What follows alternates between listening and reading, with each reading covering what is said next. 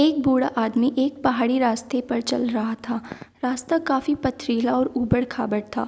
ऐसी चढ़ाई वाले रास्ते पर चढ़ते हुए तो जवान लोग भी थक जाते हैं, तो इस बूढ़े का थकना बिल्कुल लाज़मी था।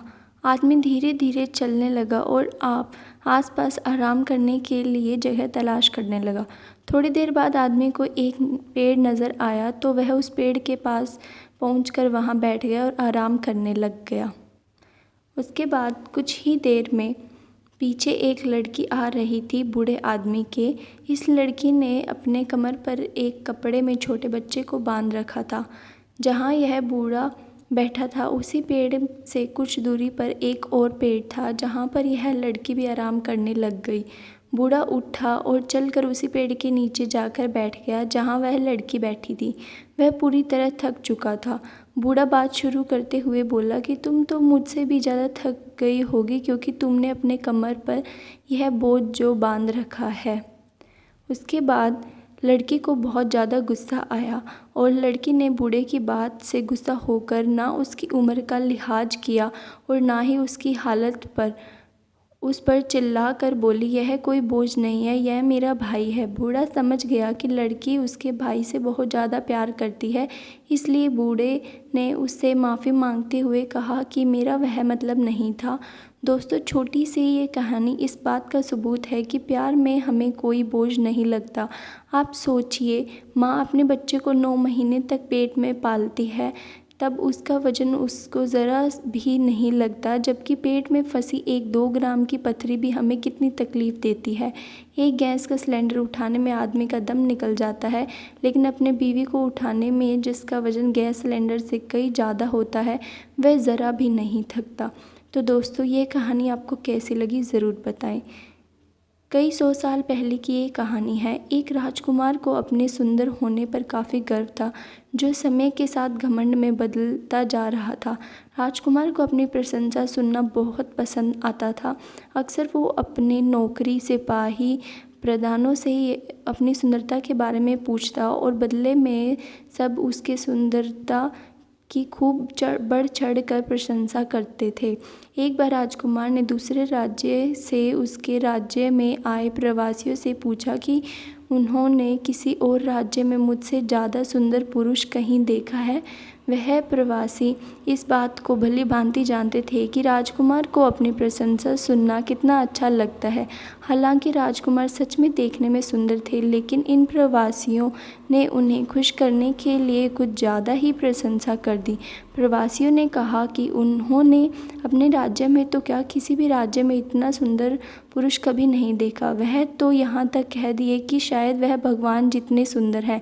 राजकुमार अपनी इतनी प्रशंसा सुनकर बहुत खुश हो गए। अब वो हर प्रवासी से अपनी तारीफ सुनना चाहता था।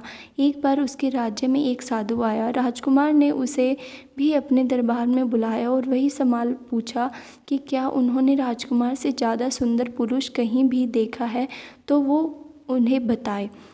साधु ने राजकुमार से कहा कि हाँ, उन्होंने सुबह उनसे भी ज़्यादा सुंदर पुरुष को देखा है। सभी साधु की बात को सुनकर हैरान थे। राजकुमार ने साधु से पूछा, कौन है वह पुरुष? साधु ने कहा, सुबह मैंने आपको देखा था, तब आप अब से ज़्यादा सुंदर लग रहे थे। साधु की बात सुनकर सभी दंग थे। राजकुमार ने अपने सेवकों से पूछा कि क्या वो अभी सुबह से कम सुंदर नज़र आ रहे हैं? सेवकों ने कहा, उन्हें तो वो उतने ही सुंदर दिख रहे हैं। राजकुमार ने साधु से पूछा, जब सभी को कोई फ़र्क नज़र नहीं आता, तो भला आप ऐसा क्यों कह रहे हैं और किस आधार पर ये बात आप मुझे बोल रहे हैं? साधु ने राजकुमार से कहा कि ये सब आपकी नौकरी करते हैं, इसलिए इन्हें आप में कोई कमी नहीं दिखेगी और मैं ये साबित कर सकता हूँ। साधु ने एक कटोरे में पानी मंगवाया और राजकुमार के कुछ सेवकों को दिखाया। उन्हें बाहर जाने के लिए कहा। फिर साधु ने पानी के कटोरे में से एक चम्मच पानी निकाला और फेंक दिया। उन सेवकों को वापस अंदर बुलाया गया और साधु ने उनसे पूछा कि क्या उन्हें इस कटोरे में कोई कमी नज़र आ रही है? सभी सेवकों ने ठीक से निरीक्षण किया और बोले कि उन्हें इस कटोरे में कोई कमी नज़र नहीं आ रही।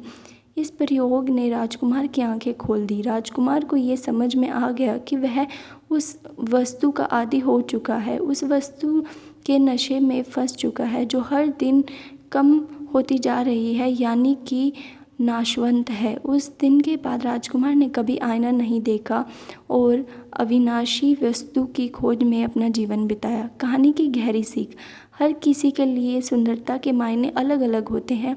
किसी के लिए बाहरी रूपरेखा सुंदर हो सकती है तो किसी के लिए अंदरूनी सद्भावना सुंदर हो सकता है।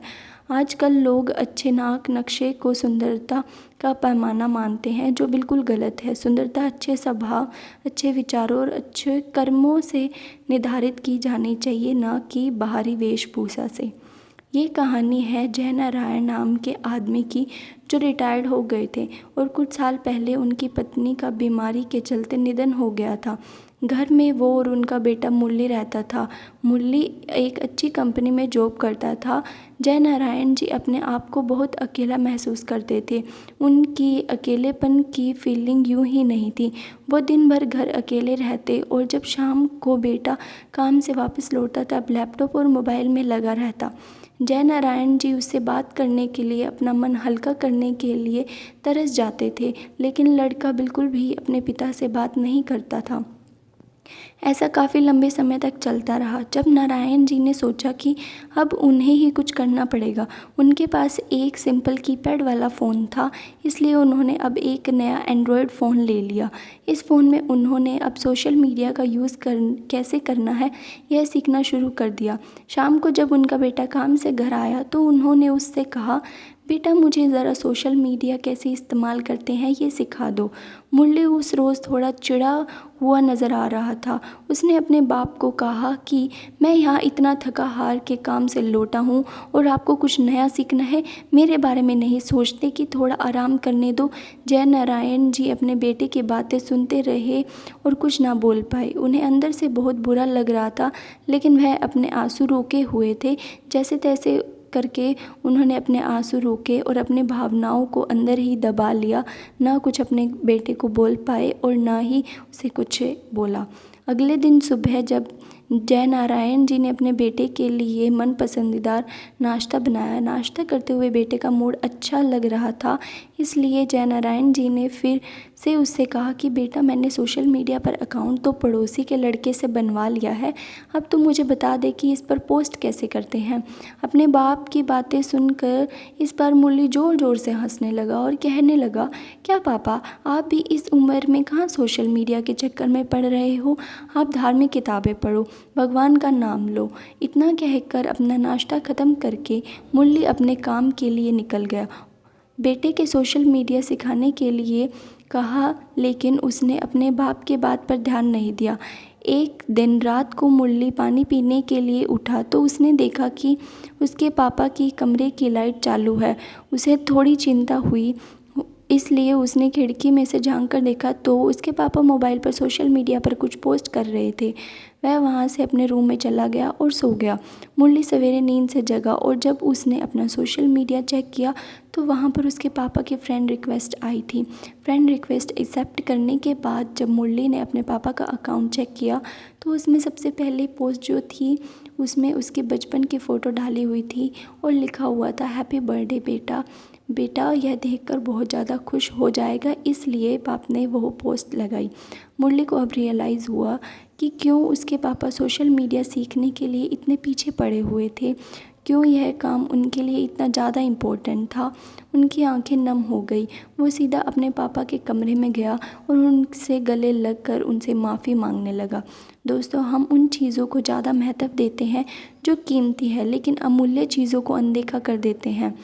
माँ बाप और बाकी रिश्ते, इनको कोई भी कितनी भी कीमत देकर कभी खरीद नहीं सकता, इसलिए इनकी वैल्यू करना शुरू करो और अपने माँ बाप की रिस्पेक्ट करो।